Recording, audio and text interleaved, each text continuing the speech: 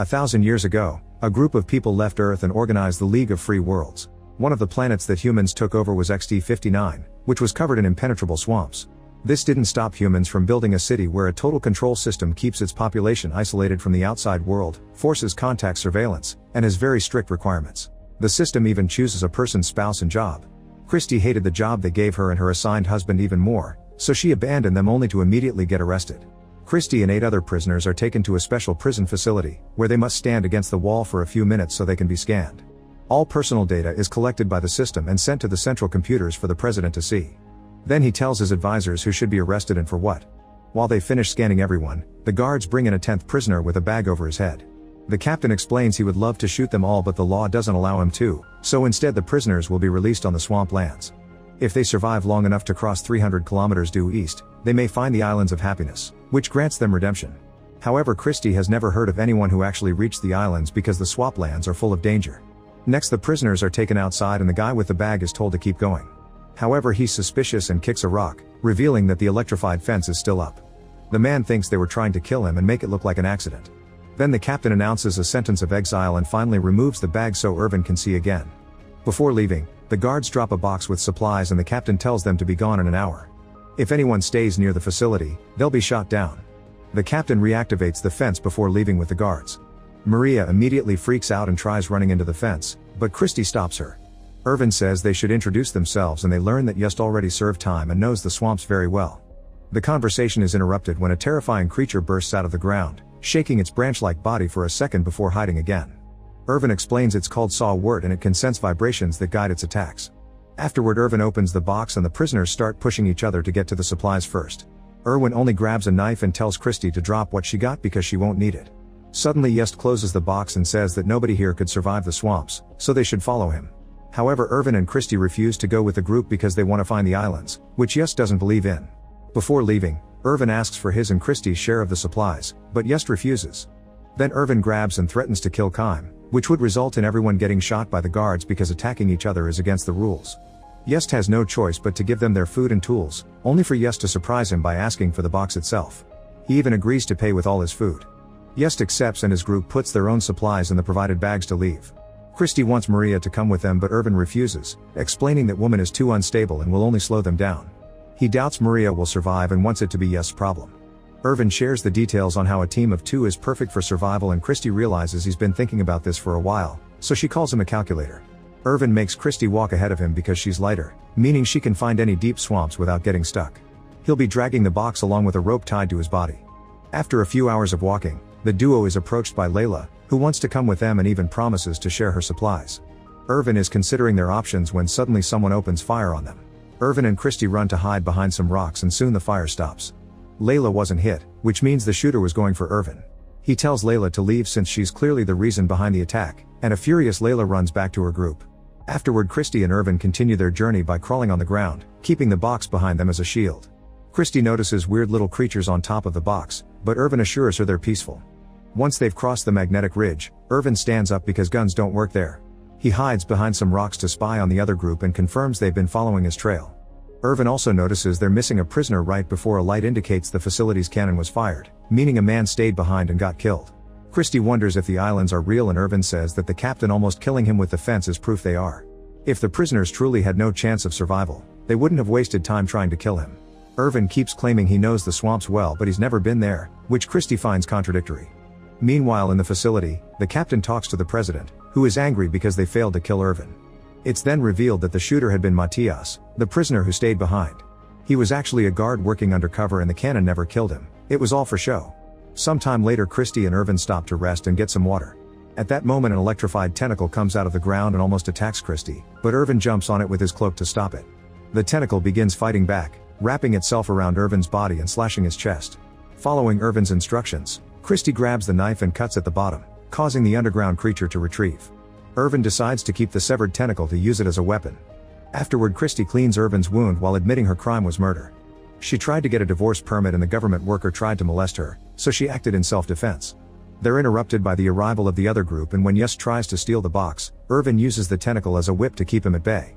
Just's group steps back and the duo continues with their journey. Some hours later, Irvin notices that Just and his people are still following them. Christy wonders where the group is going if Yust doesn't believe in the islands, and Irvin theorizes they're heading to the Rotten Shoal, a former prison where social outcasts live.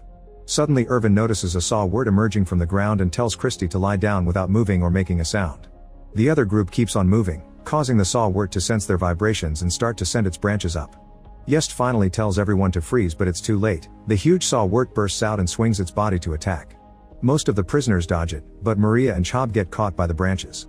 Luckily Chob has a knife and immediately cuts the branch to free themselves, only for the creature to regenerate and create a monstrous structure in front of them.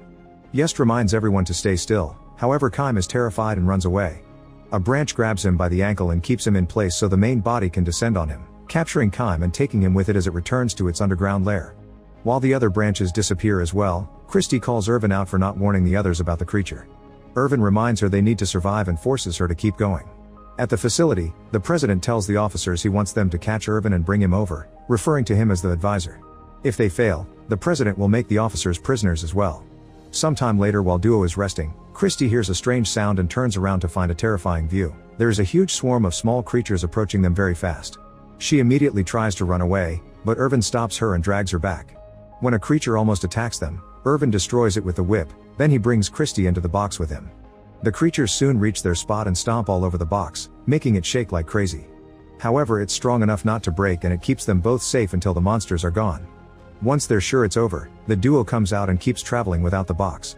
Soon they reach the actually swamps, so they use their poles to check the ground before taking another step, that way they can avoid sinking. Meanwhile, Yust's group also reaches the area and Maria is having trouble to advance at a proper pace.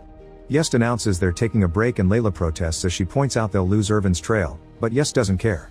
Furious, Layla cuts off her end of the rope and tries to leave. Soon Yust is chasing after her, however he isn't paying attention and ends up falling into a swamp hole. Layla laughs at him as he begs for help and Chob considers rescuing him, but Layla stops him. She explains Irvin used to be an advisor for the president and he has all the required information about this area, so they should be following him and not Yust. Most of the group agrees and leaves with her, but Yan stays back and helps Yust to get out of the hole. Later in the evening, Irvin catches a bunch of bugs and eats them raw, telling Christy to do the same if she wants to survive. Christy does it even though she finds the taste disgusting and Irvin clarifies boiling them would make them taste even worse. While they rest, Irvin finally shares why he was imprisoned. Layla was right, he used to be an advisor for the president, and he got caught when he tried to leak some information that would prove the corruption in the system. In the end, Irvin surrendered himself, hoping to be exiled on purpose. He knew the system couldn't work without him, so disappearing would be the most effective way to destroy it. In the facility, the captain discovers the system is going through some errors that cause the communication satellites to fail. However, nobody can restart it because Irvin is the only one who knows the code. Sometime later, Layla's group sees two people nearby and approaches them thinking it's Irvin and Christy.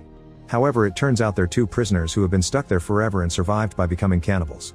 They immediately attack the group and capture Maria while the others run away. Christy can hear her screaming in the distance and wants to go back for her, but Irvin stops her because it's dangerous.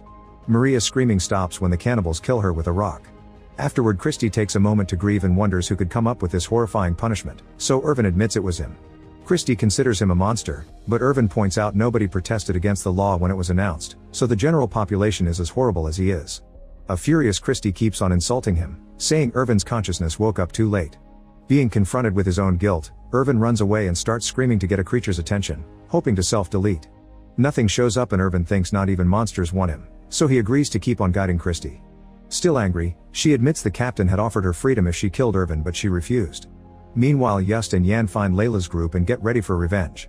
When Yust grabs Layla by the neck, she finally spills the beans. The captain had offered her freedom if she killed Irvin. To confirm her story, Valentine uses a scanner on her body and finds a tracker on Layla's ankle. Yust announces they must cut it off, so Layla tries to run away, only to suddenly fall. When she looks back, she discovers a cobweb-like creature grabbing her leg. Soon more strands come out of the ground and starts covering Layla until she can't move or breathe anymore. Yust takes control of the group again and they leave while the tracker sends a message to the captain. He's happy to learn Layla is dead and reveals he has an old-style gun that will work in the swamps area, so he sends Matias out with it.